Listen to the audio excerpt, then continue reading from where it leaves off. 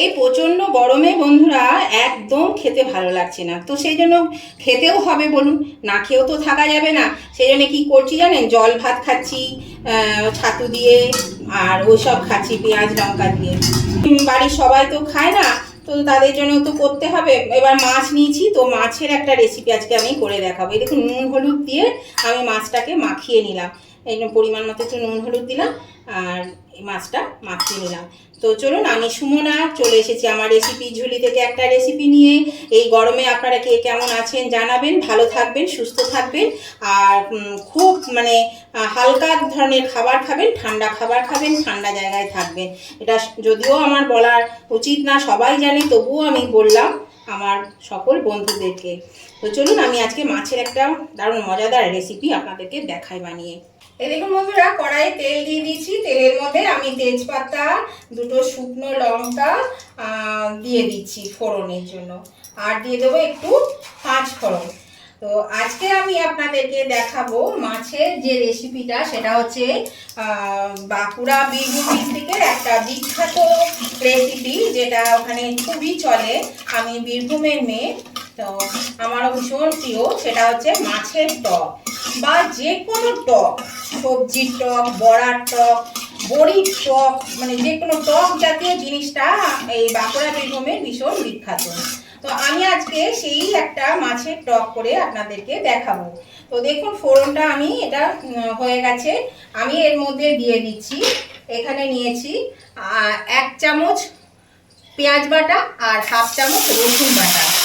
তো খুব কম মশলা দিয়ে আজকে আমি এটা দেখাবো আপনাদেরকে। আর মাছ কিন্তু আমি আজ ভাজবো না, কাঁচা মাছের টক করে আপনাদের সঙ্গে শেয়ার করবো। এই কাঁচা মাছের টকটা কিন্তু খেতে হেভি লাগে, আর যে কোনো মাছ দিয়ে কিন্তু এটা করে খাওয়া যায়।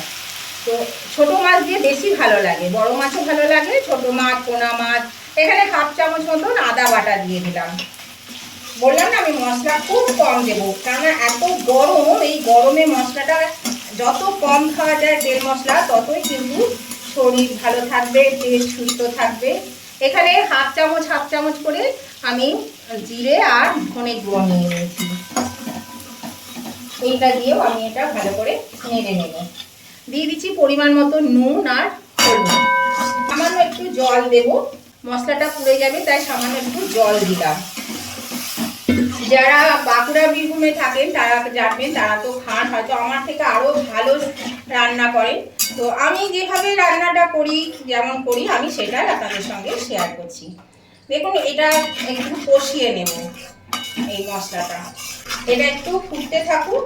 এই দেখুন বন্ধুরা, মাছটা কিন্তু তলে লেগে যাচ্ছে। তো এইটা কিন্তু আমি কষিয়ে নিলাম মিনিট 2-3 মতো, আর বেশি কষানো দরকার নেই। বেশি নাড়লে কিন্তু এটা ভেঙে যাবে মাছগুলো। কাঁচা মাছ, এখানে দেখুন 1/2 চামচ আমি কাঁচা লঙ্কা বাটা দিয়ে দিলাম। আর মাছের তেলটা আপনারা দেখলেন একটু কেমন নোড়া নোড়া টাইপের ছিল। তো ওটা কিছু না, আমি মাছের ডিম ভেজেছিলাম, আগে মাছের ডিমটা ভেজে নিয়েছিলাম, কেননা মাছ তো আমি ভাজবো না, সেই জন্য মাছের ডিম ভেজেছি বলে তেলটা কিন্তু ওই রকম ছিল। তো এবার আমি দেখুন, এখানে আমি তেঁতুলকে গুলে রেখেছি, তেঁতুলটা গুলে এই জলটা আমি এর মধ্যে দিয়ে দিলাম, ছেঁকে নিয়েছিলাম, সেই জলটা আমি দিয়ে দিলাম। আর একটুও জল আছে, সেই জলটাও আমি কিন্তু এর মধ্যে দিয়ে দিচ্ছি। এই যে তেঁতুলের আর একটু জল, ভালো করে ওটা পরিষ্কার করে এখানে আমি দিয়ে দিলাম জলটা। তো এবার আমি গ্যাসটা বাড়িয়ে দিচ্ছি, জলটা ফুটে যাবে, ভালো করে ফুটে যাবে, মাছটাও কিন্তু সেদ্ধ হয়ে যাবে। মাছ সেদ্ধ হতে কিন্তু বেশি সময় লাগে না, খুব তাড়াতাড়ি সেদ্ধ হয়ে যায়। নতুন বন্ধু যারা আমার চ্যানেলে প্রথম ভিজিট করছেন, তাদের কাছে আমার অনুরোধ, অবশ্যই কিন্তু আমার চ্যানেলটা সাবস্ক্রাইব করে আমার পাশে থাকবেন, আর পাশে থাকা বেলটা অবশ্যই ক্লিক করে দেবে, তাহলে আমি যখনই আমার নতুন নতুন ভিডিও আপলোড করব, সাথে সাথে নোটিফিকেশন আপনাদের মোবাইলে পৌঁছে যাবে, আর সবার আগে আপনারা আমার ভিডিও দেখতে পাবেন।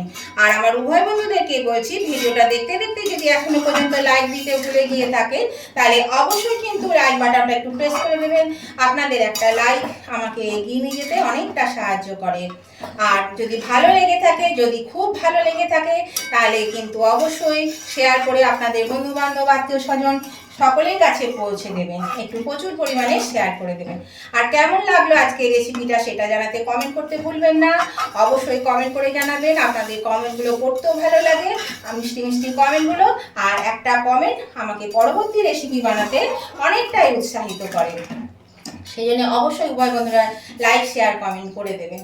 দেখুন ঝোলটা কিন্তু ফুটতে শুরু করেছে। এই অবস্থায় আমি দিয়ে দিচ্ছি এখানে চিনি। আমি একটু পরিমাণ মতো চিনি নিয়ে নিয়েছি, একটু মিষ্টিটা একটু বেশি দিলাম, একটু বেশি মিষ্টি মিষ্টি করে এটা খাবো।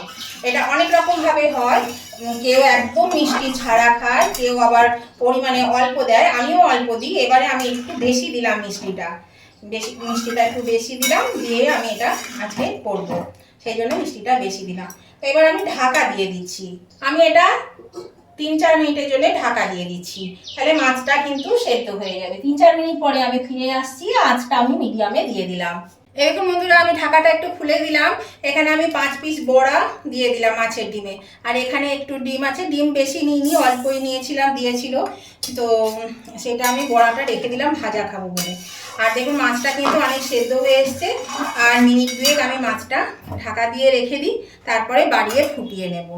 2 মিনিট পরে ফিরে এলাম বন্ধুরা, ঢাকাটা খুলে দিলাম, গ্যাসটা বাড়িয়ে দিলাম। দেখুন এটা কিন্তু হয়ে গেছে, বেশ সুন্দর হয়ে গেছে। এটা খেতে তো ভীষণই ভালো লাগে। আর দেখুন কত মানে কম মশলায়, তেল মশলায় কত কমের মধ্যে আমি এটা করলাম, আর এটা খেতে সত্যিই দারুণ লাগে। যদি এটা গরমে গরম গরম টক কিন্তু খাওয়া যায় না, টক খেতে গেলে সবসময় যত বাসি হবে তত মজবে আর তত টেস্ট হয়। তো আমার আজকে রান্না করতেও দেরি হয়ে গেল, যাই হোক এখন একটু গরমই খেতে হবে আমাদেরকে, কি করব। তো এ দেখুন খুবই পাতলা করেছি এই গরমের মধ্যে, মশলা কম দিয়ে। এটা আমি দেখুন ফুটিয়ে নিলাম, এবার আমি এটা অফ করে দেব। আমি এটা নামিয়ে নিচ্ছি। এই দেখুন বন্ধুরা আমি মাছটা নামিয়ে নিয়েছি। তো আপনারাও কিন্তু একবার হলেও এই গরমের মধ্যে এরকম ভাবে বানিয়ে খাবেন, দেখবেন ভালো লাগবে খেতে। আর ভালো লাগলে অবশ্যই কিন্তু আমাকে কমেন্ট করে জানাবেন। আর তাহলে আজকের মতন ভিডিওটা আমি এখানেই শেষ করছি। আবার আমি নতুন ধরনের নতুন কোনো ভিডিও নিয়ে চলে আসবো। ততদিন আপনারা ভালো থাকবেন, সুস্থ থাকবেন। Tata, bye bye.